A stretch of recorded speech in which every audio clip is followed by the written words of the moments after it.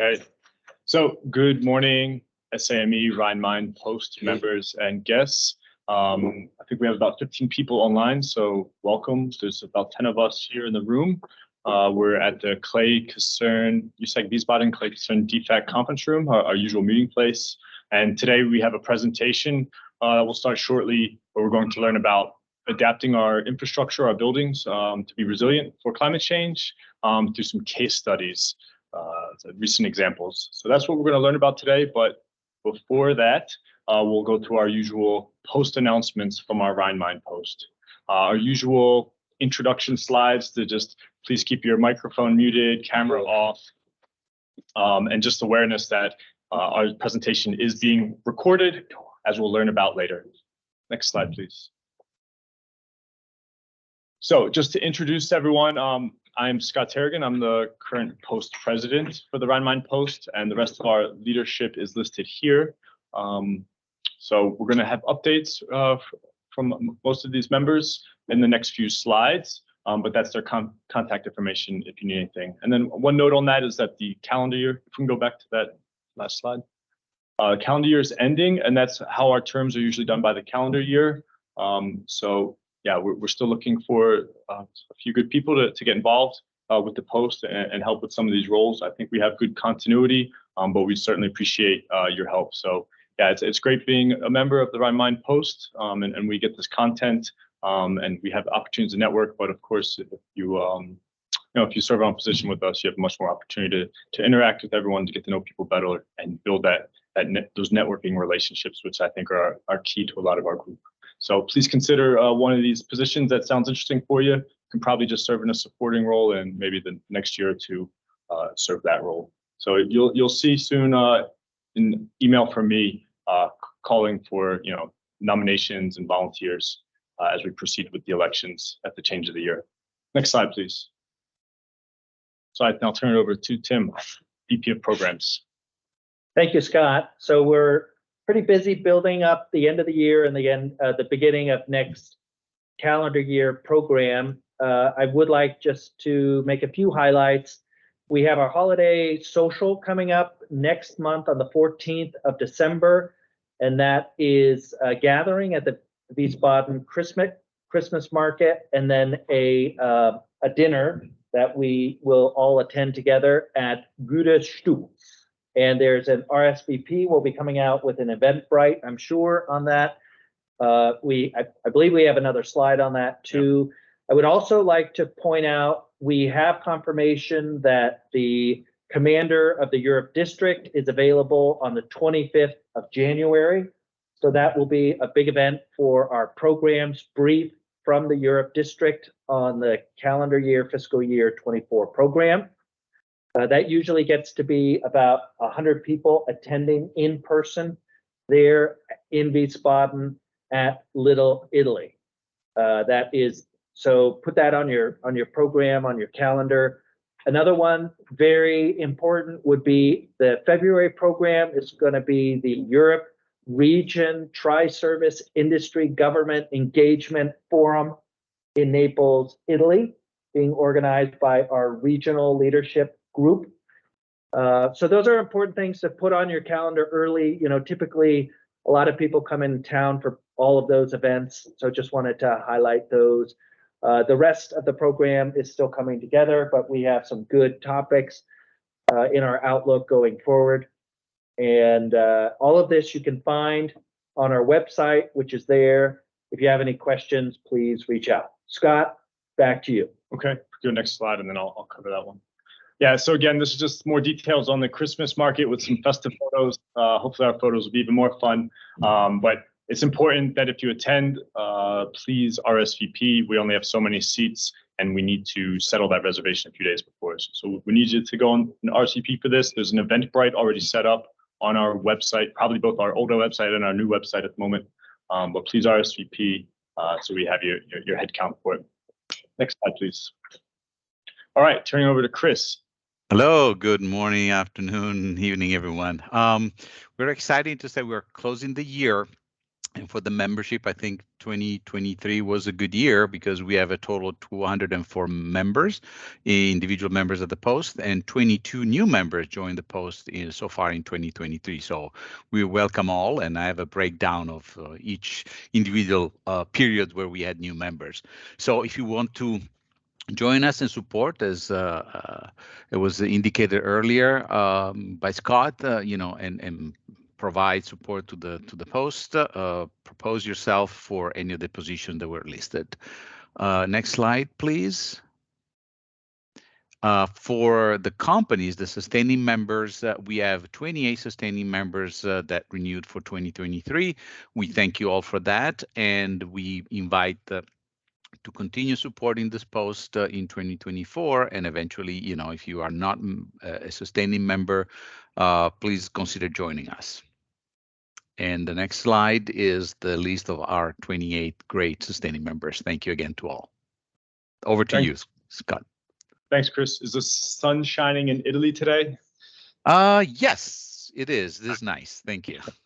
We haven't seen it in a while here in Germany, but yeah, we are the Rhein-Main post, but we have members, all over the continent, kind of also because we have projects all over the continent. So next slide, please. All right, Nick Irwin. Good morning, guys. Am I loud? You are, we can hear you. Yep. Perfect. Okay, I do want to focus on the young professionals and leadership development slide here on the applications for the LDP program. The period is open. I think it was open for another 2 weeks, and you can apply online. I have the link up there. It's pretty easy to find if you just go on the SAMI website to go in. The application is not super rigorous, and there are several people. I'm going to throw Scott and Brian under the bus. Scott Turrigan and Brian Weibrecht, who have both done this program. They both rave about it. I know I'm on the fence about going in, and several people have told me that I need to just go do it. So I will say the same thing to you guys: is that if you are thinking about it, everybody who's done it has had a fantastic experience, and they all talk well of it. So it's a year-long program, and it takes some amount of effort, but everybody who's done it has gotten more out of it than I think they put in. So I do want to reemphasize that one. It will be closed by the time we have another meeting. So this is my last chance to throw that out at all at you guys. The other thing I wanted to bring up is that we are still tracking for February to have a young professionals event. Not exactly sure what it's going to be yet. I need to go check the fest calendar for Wiesbaden, but we'll figure out something to do similar to last time because that worked out really well. So please be on the lookout for that, and I hope to have another good one. Other than that, I don't have anything else. I'll pass it back to Tim. And I'll pass it to Scott. All right, next slide, please. So, Britta, are you online? And if not, I believe, Ken, you're online. Are you prepared to cover this slide? If not, I can. I am online. Yes. No, I was not prepared to cover it, but definitely will. So we have a number of STEM and scholarship events and activities coming up in the coming months. A number of them are listed here, and I'll cover a couple actually in the later slides. One of them, not listed here, but is quite new to our post, is a cooperation dual classroom event scheduled for this winter between STEM Ukraine and STEM Germany. So that is in the works right now. We've had cooperation with a nonprofit STEM organization in Ukraine. Our post has had that for the last 6 months, and we're looking forward to setting up an event in this winter, which will include bringing together the students from both Ukraine, STEM students in Ukraine and Germany in a unique forum. Other than that, we also have the scholarship coming up, and that will be Applications will be posted here very soon. Oh, if not already posted. Actually, no, sorry, they'll be posted in the 1st of January. Deadline in March, and then the awards typically given at our golf event, which is in May or June of the following year. Over. Okay, good segue to the next slide, or And Tiger to yes, that's sorry. That happens to be me. yeah. I did not post this slide. Britta did. Yeah. But yes, supporting STEM in Wiesbaden and Kaiserslautern posts. Yeah, so speaking of the golf tournament, Ken, I think this is your first time now announcing it, the slide to the members. Wanna? All right. No, great. Thank you. So good morning, all. Ken Staley, golf tournament coordinator. I have the absolute most boring board position at the post for the past 10 years. And we are gearing up for our next student program, STEM and scholarship fundraiser. The date will be confirmed. The final date will be confirmed in January or February. This year's theme is NATO.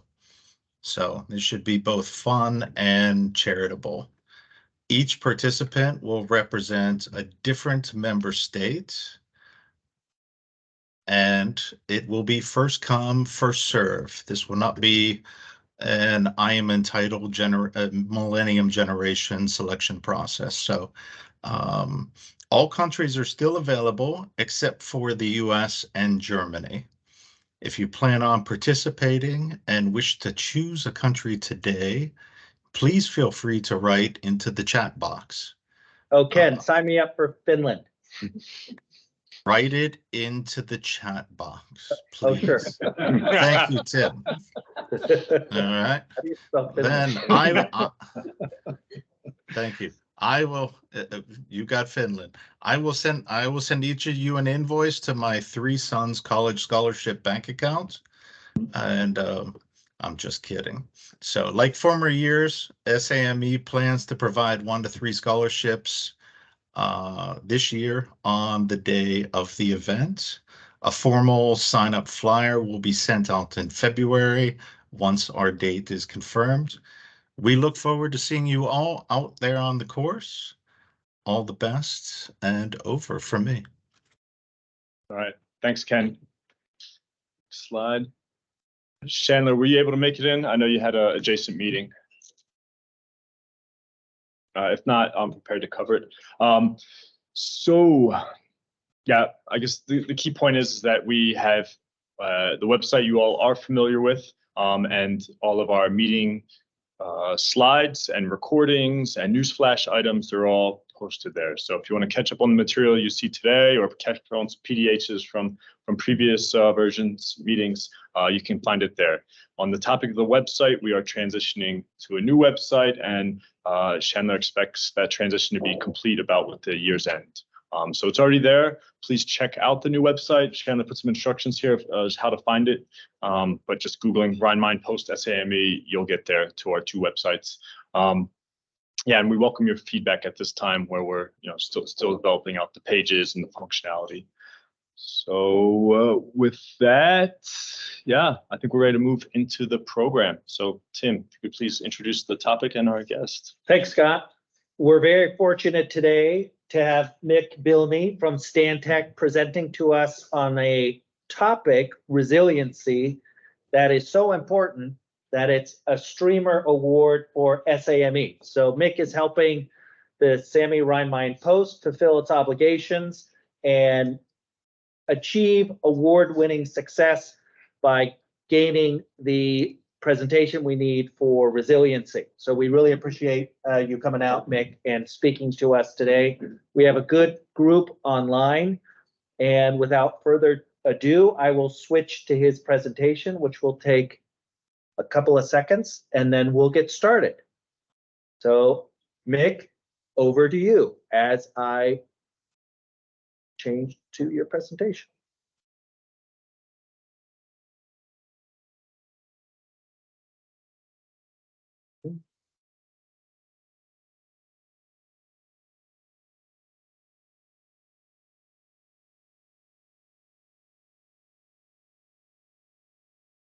Thank you, Tim.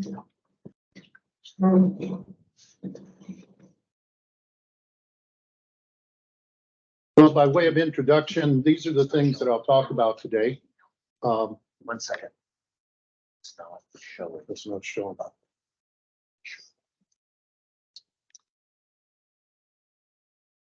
Technical difficulties. 1 second.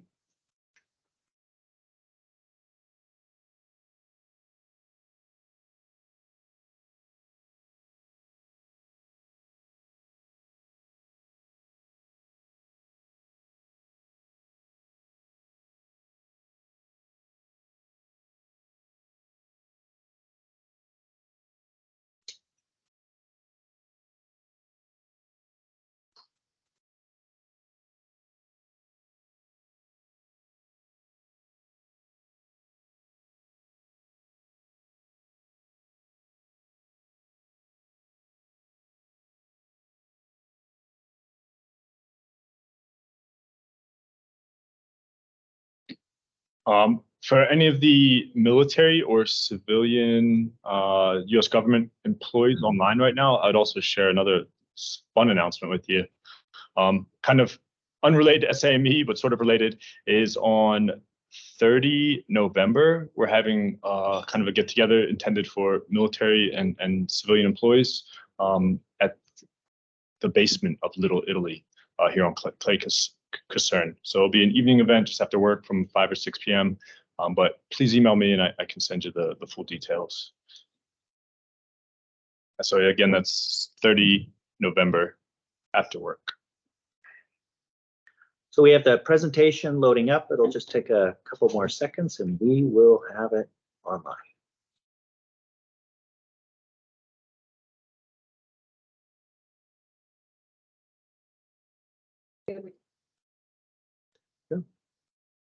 Slide. And I believe if you use those, that should work. If it doesn't, I'll turn your slides. Okay.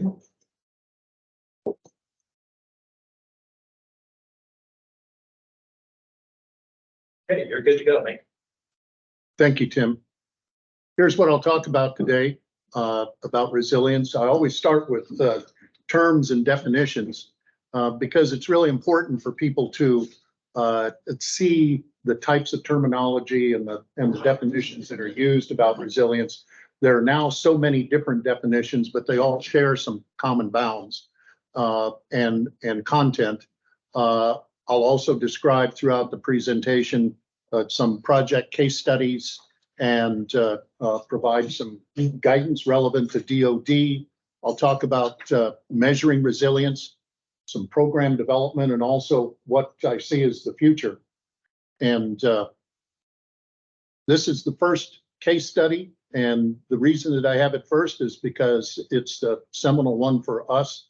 I started this back in about 11 and 12, where NOAA wanted us to identify the top 10 most at-risk facilities they had, most at risk to climate change.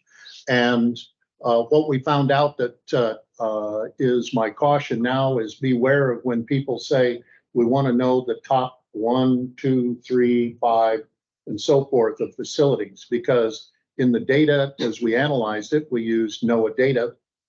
The marginal differences between the risk levels of climate change for their facilities was so small that it actually wasn't the top 10 that they had.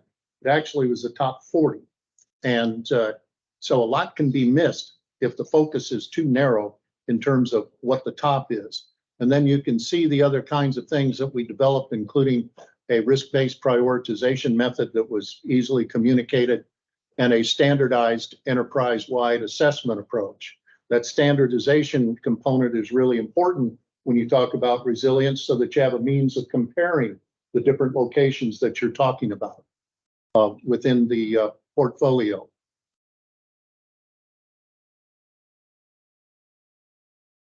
Part of what we focus on are which assets, which facilities are most critical to the mission. And there's a reason for that, if certain assets fail, they have a disproportionate effect on the mission or on business objectives, if you're talking about the private sector. And so we talk about critical assets as opposed to just assets in general, because it is important to understand where the greatest risk is and where it's the most efficient and effective place to direct resources, both in terms of time as well as money, so that the greatest risk can be brought down in the shortest period of time in terms of the investment. This is how we approach systematic climate or severe weather resilience risk analysis in terms of looking at the overall portfolio, the current condition, current location of assets, what the climate and other natural hazard effects may be. And I'll get into why we look at natural hazards as opposed to just climate effects in a minute, what the exposures and the vulnerabilities are, and then a risk-based rating and ranking of to prioritize the assets and the facilities there in those areas that you see on the far left, finally ending up with resilience improvement and adaptation projects and management practices that can be implemented based on what the findings are of the analysis. I always start with the definition provided by C.S. Holling, who was an early ecologist back in the 1970s. And as you can see here, Holling talked about resilience in terms of ecosystems. Back when I started this work, there weren't a whole lot of definitions for resilience. And so I used this one to formulate and guide the work that we did in terms of understanding what resilience was about. As you can see, Holling talked about how the systems would respond to shocks or disturbances and recover quickly from those kinds of things. And this is carried on into a variety of definitions for resilience that are present today, whether they come from DoD, they come from scientists or engineers. They're very similar to this in nature. Here you can see various terms and definitions from DoD sources, all the way from resilience, hazard, risk, climate change, and weather, of which there is a significant difference between climate change and weather. The importance about this, the reason that I pointed out, is not necessarily what definitions that you use, but in the organization, you should have a shared understanding of what the terms mean to each other that you're working with. And that's the reason that I point that out, but also to indicate that DoD has a wide variety of definitions for resilience and its various aspects. Adaptive capacity and other terms have become key in terms of looking at how resilience is improved, what sort of components drive development of the adaptation actions that are done, particularly as it applies to climate change and severe weather, but also in terms of those kinds of practical engineering things that are done to make buildings and facilities more resilient, whether it's to climate and severe weather effects or other types of disturbances, as Holling implies. Adaptive capacity may sound like it's very complicated in terms of the ability to adjust to negative effects. Essentially, as it applies to buildings, that comes into play when you're looking at what you can do to protect a mission or a business process that takes place in a particular building, a particular location, or indeed in the aggregate up to the facility level, which means that can you move the mission and leave the building? If you can't move the mission, can you, in the case of flood, for example, can you raise the mission up to the second floor instead of having it on the first floor where the water enters into the door? Or in some cases, can you build a berm around the building? In other words, it's what type of adaptation can be done to protect the mission, protect the structure, and writ large, the facility as a whole. Exposure, sensitivity, and adaptive capacity apply to vulnerability, whether that's a building or it's a facility.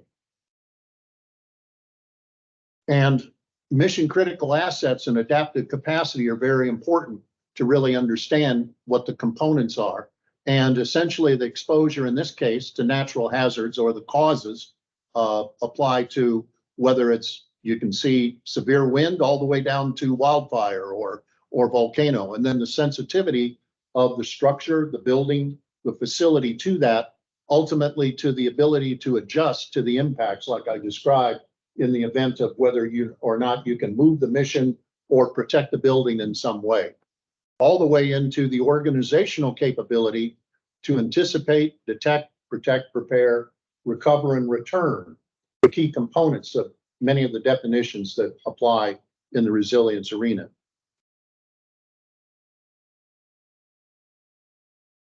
There are certain key factors. Here you can see that the Corps of Engineers has identified key factors for resilience: the robustness, redundancy, and the resourcefulness. And you can see from the wording how the Corps has described these characteristics of resilience, and on into response and recovery, which the Corps looks at in very similar terms, in terms of the response to the disruption, the response to the negative effect, on into the recovery. Focus on the ability of systems during a risk event that enable it to return quickly to some previously defined level or expected level of function after the disruption. Here's a few more case studies.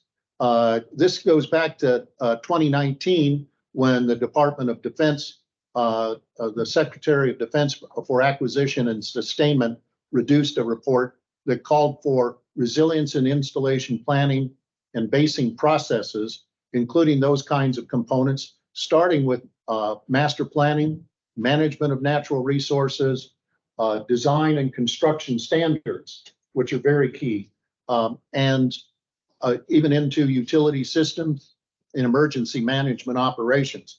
That was some of the initial guidance that was produced. Now, it's very interesting that the Army, the Navy, the Air Force has produced handbooks that can guide actions to be taken and analysis to be done to identify resilience to climate and severe weather.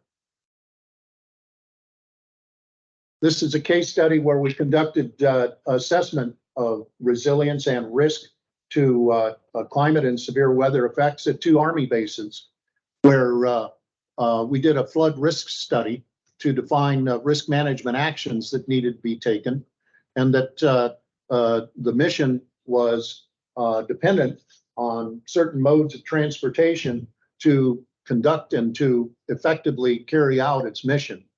And the mission was interrupted and disrupted frequently by flooding, and that the focus was to identify what the threats were to the infrastructure and to communicate those, and then provide decision support for adaptation and investment in the kinds of projects that it would take to help address the flooding and the interruption of the mission, and support of master planning, environmental impact studies, and installation climate resilience management plans. And that's essentially what we did in terms of looking at the vulnerabilities. And those ICRIMs were ultimately approved by the U.S. Army Military Surface Deployment and Distribution Command, and were incorporated into EISs to help support decision-making and master planning at the facility. Also, the Air Force has resilience documents, climate action plan and climate campaign plan. And for those of you who may work for the Air Force, I really recommend that you take a look at these documents, because not only do they lay out kinds of things that can be done to assess impacts from climate and severe weather, but also they provide guidance and direction on what will be done, and certain factors related to planning and executing adaptations to climate change. Interestingly, the Air Force takes the approach that people are a key part of resilience. And at those of you who are familiar with Tyndall Air Force Base that may have worked there or working there now, or have worked there in the past, At Tyndall, they even have what they call resilience masters who are there to help staff and personnel on the base, both military and civilian, in terms of their adaptation to the changes and to the effects of their lives in the military and so forth, both in terms of their emotional, mental, and physical health, which is an interesting component that you don't see everywhere in terms of resilience, but it's becoming more prevalent. As many of you have probably heard, our people are our most important assets. Well, that's taken literally at Tyndall and the Air Force. Here's their 5 R's, which, by the way, happen to be the same 5 R's that I showed you earlier that the Corps of Engineers has. But they have the Air Force has a little bit of a different take on them, and the language is a little bit clearer. And this is all available, by the way, on the Tyndall website if you want to refer to this. And you can see how the Air Force divides response and recovery in terms of response is the extent that a system can enable activities to return, and that recovery is to which a system can regain initial mission effectiveness. In other words, provide the mission delivery components after a disruption has occurred. The 5 R's doctrine, according to Tyndall, covers base operations and standards, including those that are listed there.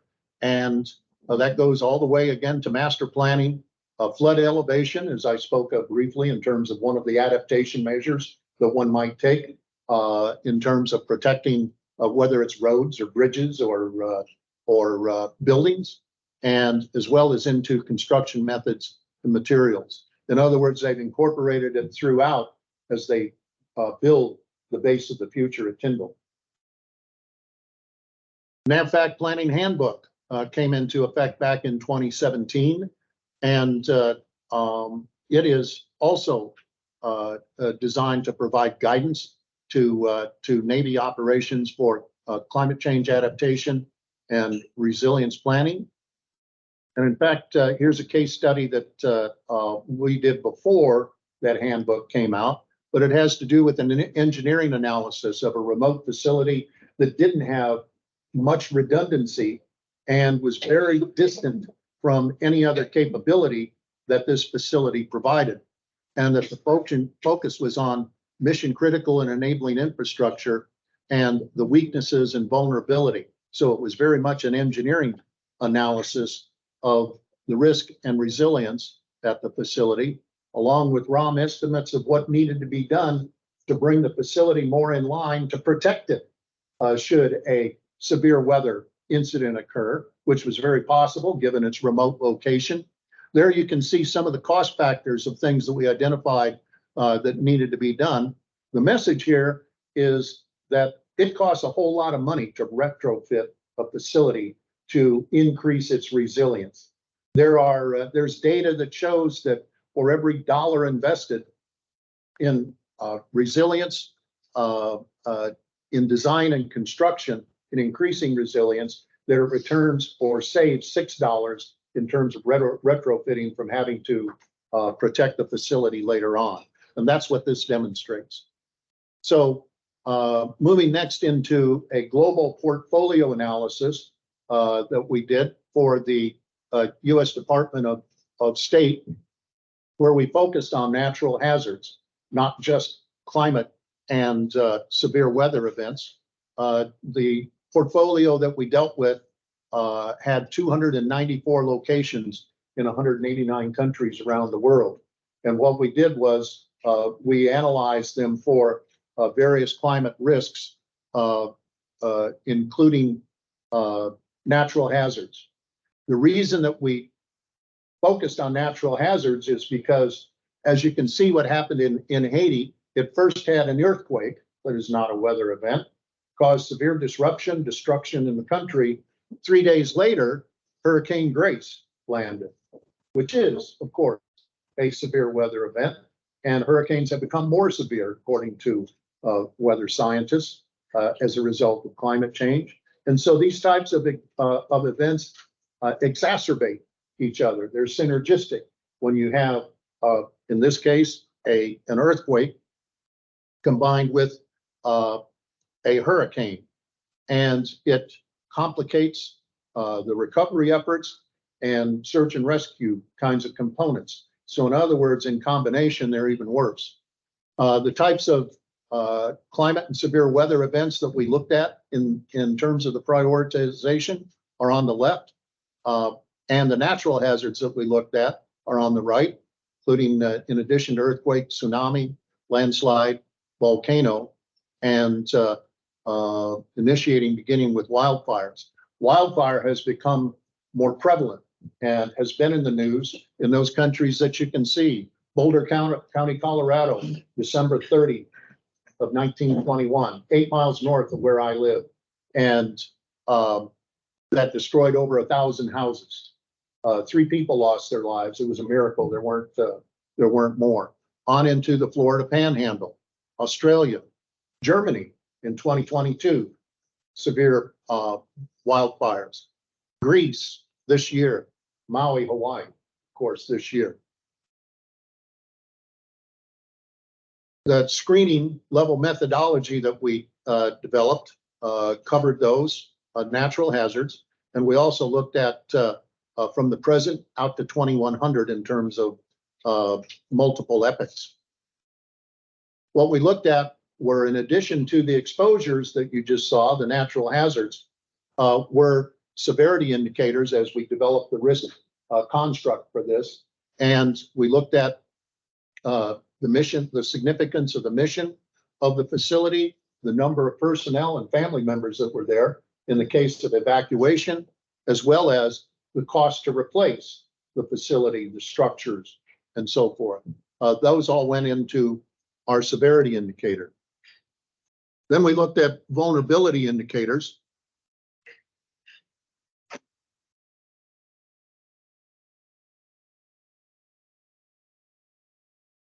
There's a bit of a pause here from the machine to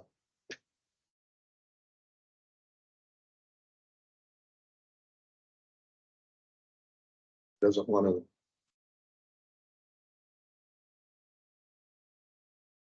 The producers come on the stage here. Sorry, I don't think it's going to show. Okay, well, I can cover it. What we looked at were vulnerability indicators at the local level in terms of what applied to the facility directly, as well as countrywide. Vulnerability indicators at the local level were some of those that I already showed you.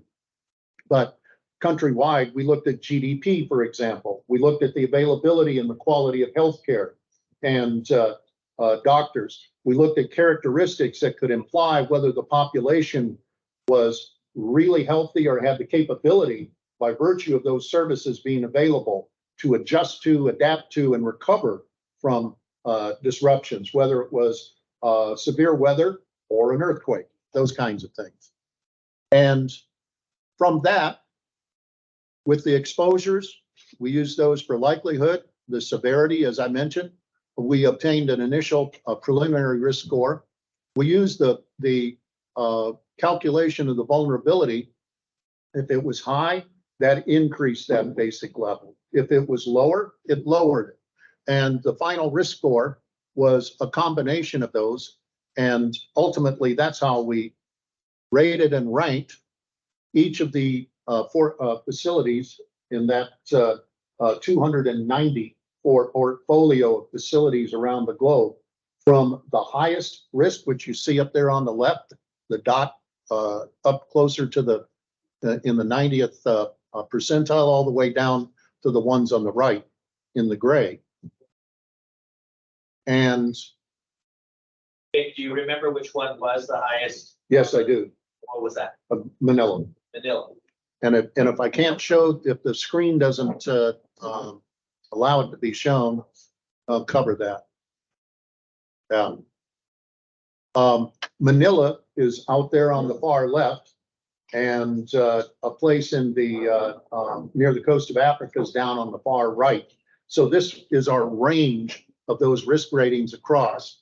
Up there in the 90th percentile and above 75 is where we picked, or where the Department of State picked a couple of facilities for us to do on-site visits at.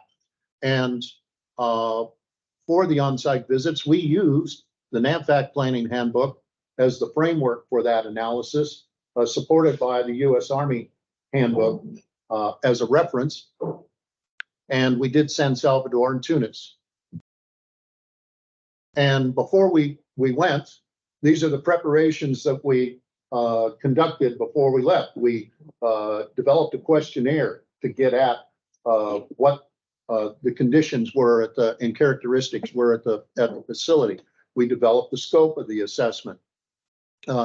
We did remote interviews with a variety of folks that you can see there, from facility management to various SMEs, subject matter experts at the facilities. We reviewed maps and local websites to look at what the local climate natural hazard data was that was available. And we put together a 5-day plan for when we got on site. Well, as everybody knows, with plans, they work until all of a sudden they get executed, and then they don't necessarily get thrown out the window. But we developed the plan so it was flexible and we could adapt to it depending on who was available and where we could go on any given day. So we adapted it. We developed a sequence of personnel interviews, as you can see there. Supply chain is something that I really try to point out, and we did it here, although it was sort of a new concept in terms of the analysis. But the supply chains have become very significant. All we have to do is look at the lessons learned from COVID in terms of not only military, but also civilian supply chains and their vulnerabilities to what happened in COVID. We scheduled the interviews with local authorities, being able to understand where the local authorities of the community and the country are coming from, relevant to natural hazards in this case, or if you're only focusing on severe weather, is really important. And just as DoD has focused significantly in the last several years on working with communities around, whether it's the basins in the US or around the world, being able to work with municipalities and the communities that surround the base, because there are interdependencies between the base and the local populations that are important to understand and to recognize where that community may be in terms of its planning. And then we established where we were going to go and what we were going to look at in terms of buildings and assets. We were there for 5 days, each of those locations. And after that, after the on-site, we consolidated the data, identified some potential adaptations that we thought were important, conducted cost-benefit analysis of them, and then identified some operational and management resilience improvement opportunities that didn't really involve moving dirt or creating new buildings or tearing other buildings down or doing repairs or renovations. And here's some examples of some of the adaptation projects that we saw. Being able to determine or understand what the current drainage issues were at one of the facilities was really important, which would fit into reducing the fluvial flooding on the base. And that caused, nuisance flooding of basements or parking lots and so forth, and those other things that you can see there. The testing of the atmospheric water generator was something that very interesting that we developed, and that was that in a dry climate or in a climate where water scarcity is important, being able to identify alternative water generation supplies is really important. And that's something that the Department of State has decided to do on a pilot basis elsewhere.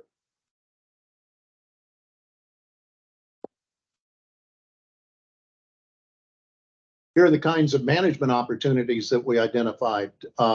Develop scenario drills using local climate data. In other words, when they did drills for emergency response, evacuations, those kinds of things, to incorporate climate data into those. What happens if there's a hurricane, for example, or a severe rainstorm, those kinds of things.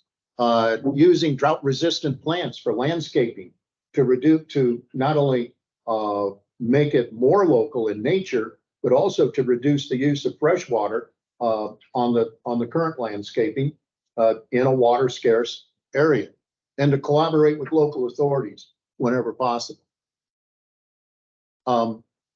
I'd like to shift into when I was invited to provide this presentation. There's been a whole lot of conversations about certain words that have emerged, and I'll talk about those. But first of all, I'm going to, in terms of the future resilience, measuring it is really important, because otherwise, how do you know that you're really doing anything or accomplishing anything? Well, these are the kinds of components. I use the five R's, as the Air Force says, or those components that the Corps of Engineers has identified. And there you can see the kinds of things that indicate robustness. Facility condition assessment data. Very simply put, what conditions are the buildings in? Are they decrepit and in need of repair? Because a building that is in need of repair is going to be far more vulnerable to damage in whatever sort of weather kind of an event that could happen. Make sure that it's conforming with uniform facility codes. Looking at a vulnerability analysis with the exposure, sensitivity, and adaptive capacity, not only of buildings, but the facility as a whole, and that includes the people. Redundancy, you can see the supply chain emphasis in that one. Resourcefulness, the amount and type of resources available. That encompasses time, people, and dollars. Response and return, response particularly, how long it takes and what does it cost to recover in the case of a disruption. Return, required and desired % of mission and service delivery. In other words, what's the mission of the facility or the building, and what sort of expectation is there from command in terms of DoD or business to return to a level that's sufficient to assure mission execution. One of the things I've been asked is what would a resilience program look like at a facility or in an organization? Well, here's how one could look. Establishing a leadership steering group along with a resilience improvement action team. The leadership group would be just as anyone typically is in any organization, to provide guidance and leadership and support. The action team would be to plan and establish, execute a policy, develop procedures, directives, and take action. That can be done by drafting a charter, setting objectives, goals, and roles and responsibilities, and then hold a meeting, get together, have people discuss what they want to accomplish, where they see certain objectives, and document it. Formalize the program itself by describing these. Responsibilities of leadership would be those kinds of things there for oversight and guidance, down into supporting funding and obtaining funds for resilience and adaptation projects. The responsibilities of the Resilience Improvement Action Team, really important to have them be cross-functional, just as with any other group that's designed to either assess or implement actions that affect a whole facility or a whole organization that would have multiple remote facilities like the Department of State. Plan, assign, and execute. Identify, develop, prioritize, and propose projects that will increase resilience and protect the facility. Coordinate, communicate, identify, develop, and propose. All the common elements of what action teams are about. And conduct a risk assessment of current as well as expected natural hazard effects by looking at the facility infrastructure, the buildings, assets, the systems of assets, and so forth. In hot environments, that would be chillers, air conditioners, those kinds of things that are necessary for people to function in desert or very dry, hot climates. Other areas, it would be the type of weather that they're going to endure, as well as looking at the supply chain, as I've mentioned, and understand what local, regional, country planning may be going on in terms of the communities that surround the bases or the facilities of the organization. Future proofing is a term that's come up recently, and I don't know whether folks have heard about it or not, but as with resilience in the early days, a lot of people use words, but they don't provide definitions for them, which has always aggravated me, which is why I've always tried to focus or emphasize the importance of terms and definitions. Well, future proofing, I looked it up in Wikipedia. Very simple. Everybody has access to it. And it says that it's the process of anticipating the future and developing methods of minimizing the effects of shocks and stresses. Well, think back to what C.S. Holling said about that in the ecosystem world and how that's been adopted or adapted into definitions down into DOD and others. Wikipedia says that future proofing is used in the industries that you can see there, from electronics to medical, industrial design, and more recently, design for climate change. Well, who'd have thunk it? And also, if you'll recall the DOD definition of resilience, the ability to anticipate, prepare for, and adapt to changing conditions and respond and recover rapidly from disruption. So in other words, future proofing is about increasing resilience. That's what it comes down to. And so future proofing, organization and infrastructure resilience, and this goes whether it's the building level on up to asset systems or the whole facility.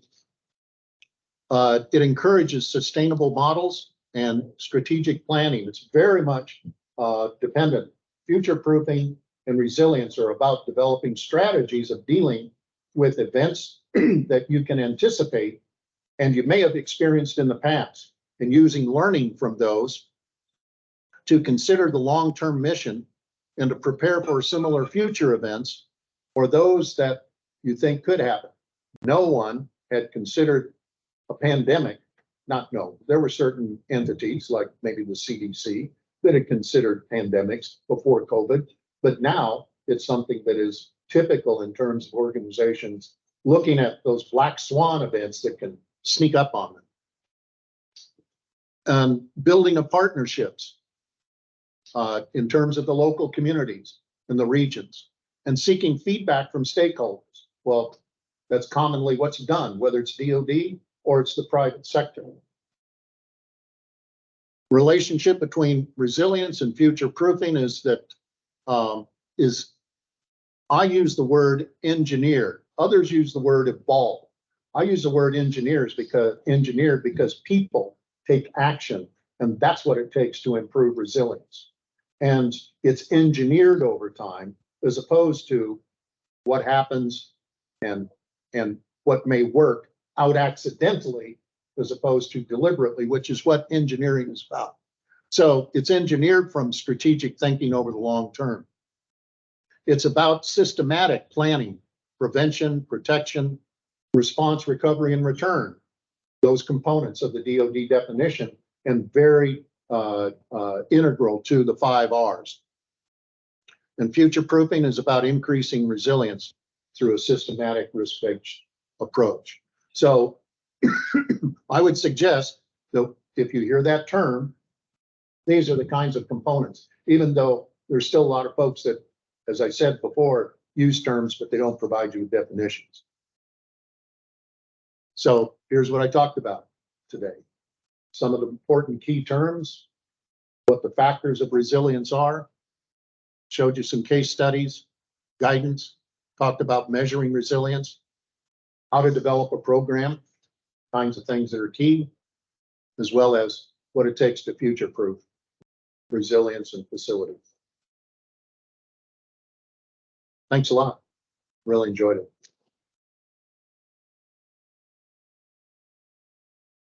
Thanks, Mick. You bet. I have just a couple remarks. Man, that was massively impressive. Resilience is a tremendously complicated topic in the fact that Mick was able just to compress it into an understandable message like that. I'm really impressed by that, and thank you. There's a reason why you're going around the world giving this presentation. I think if you Google resiliency, Wikipedia will say Mick Bilney, it'll come up. And the work and case studies that you've done, just really impressive. And thank you for sharing that information with us. I would say to the community, there was one slide that didn't work, the inconsistencies between PowerPoint and Teams. But Mick did say he'll make this presentation available. He'll be giving us a revised version that we'll make available to our community within the next coming days. So with that, thanks again, Mick. Scott, over to you. Okay, we're gonna take some questions. Oh, yeah. Do we have any questions? I see. Yeah. I have one at least. Okay, yeah, Scott, please. Mick, I think you're in a unique opportunity where you've got to review all the different DoD manuals and then even the Department of State standards, or at least their methodology that they're building. So since you're in this unique position of seeing how each one we're doing it, I'm just curious if you have any best practices from each, or if you think one is the best to use for maybe someone who's from the outside, specifically since you did choose to use the NAVFAC one for that case study with the Department of State. Any key distinctions you can, if I work for the Army, what I should look for from other manuals? I think the Army manual has an emphasis on adaptive capacity that the others don't. They mention it, but that's one attribute of the Army handbook. The Air Force handbooks lay out really a lot of detail about developing action plans and carrying them out and so forth. The NAVFAC handbook, of course, was written back 6 years ago. So it would have been 6 or 7 years ago. So the others have had the benefit of all the learning that's occurred in that time. So I think that, and it has a variety, it's very detailed in terms of how one goes about from the very beginning. The NAVFAC handbook is from the very beginning without data and to collecting the data and incorporating it into a structure that can be useful to the facility as it moves from gathering data to developing adaptation actions and then executing. So they're really different characteristics with all of them. I don't think that there's one that's better than the others. I think they all have different attributes and characteristics given the time between their development. Okay. And it doesn't take long to be able to take a look at them and see how they vary. Okay. Follow on, is it even appropriate still that there's 3 different manuals, or at this point, since they kind of evolved differently and consumed each other and making their own, should maybe the DoD have a holistic manual that just incorporates? I think it's good that they are distinct and separate because there's no one size that fits all. If anything is taught us through analysis of climate change, because and severe weather effects, is that it varies. Those disruptive events vary across the portfolios because you're talking about global kinds of components, whether it's DoD or DOS or even the private sector. So I think that and because the bases, the culture of the Army, the Navy, the Air Force are different in many respects. I think it's good that they each have their own component, and I really encourage everyone to that deals with this, that is involved in resilience analysis and improvement adaptation efforts to take a look at them all, but to focus on the ones that have been provided for the service in which they're engaged, whether it's the Air Force or the Army or, of course, the Navy. Okay, thank you. Sure. It doesn't look like we have any other questions from our community. I'll just pause for 1 second and give people a little bit of time. And in order to give people time, I would just like to underscore one point that Mick made, and he mentioned that for every dollar spent on planning for resiliency, you can save, $6. That's 600% improvement. Very good. At the same time, the Air Force plan, I believe you said, Tyndall, was put out there, people first. Mm. And I think we would all agree that, a person's life is invaluable. And if you look at some of the natural catastrophes we've had, especially, like in my home state, rapid fires, everywhere, destroying homes and thousands of lives, hundreds of lives taken in those events. Just the importance of this topic and why it is a streamer award and why SAME promotes this topic. And again, just very fortunate to have you, Mick, talk to us on this topic today. So thanks again for that. And with that, I'll let you wrap up the meeting, Scott. Sure. All right. So we have a coin from Society of American Military Engineers. And this one's actually from our centennial, which was celebrated in 2020, 100 years. No. And then it says on here, dedicated to national security. So yeah, for sure, there's the traditional threats that we've been thinking of the last years, but yeah, climate change and the impact it has on our infrastructure that we're building is very apparent. So thank you for spreading the awareness that's going to, provide our national security, protect our infrastructure, and have us going another 100 years. Thank you very much, Scott. Thanks. And